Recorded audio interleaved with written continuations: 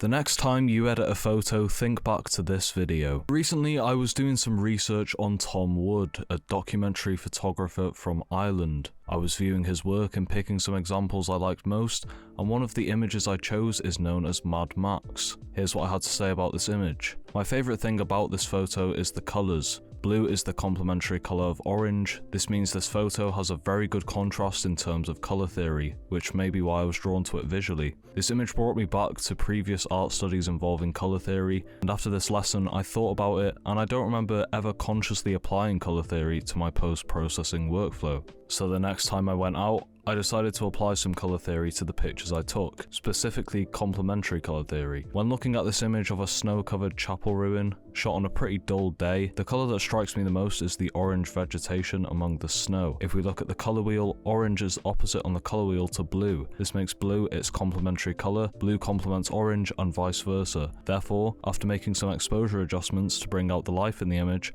I went to the colour grading tab. Here, I added some very subtle blue to the highlights to bring out just a bit more tone of the snow. I then set the shadows to orange with high luminance. This gave the chapel, the rocks, and the vegetation surrounding them a nice subtle but bright tone. I then set the midtones to blue, which mainly affected the trampled sections of the snow and the edges of the snow-covered rocks in the background. What I liked about this is the unrealistic but typical look it gives to the icy parts of the image. Ice is often associated with blue, however in reality it appears whatever colour may surround it, and not one colour specifically. All in all, here is the final image. It's honestly one of my favourites I've ever produced so far, and I feel like the complementary colour theory played a big part in that. Here is an image of the same location edited in a similar manner.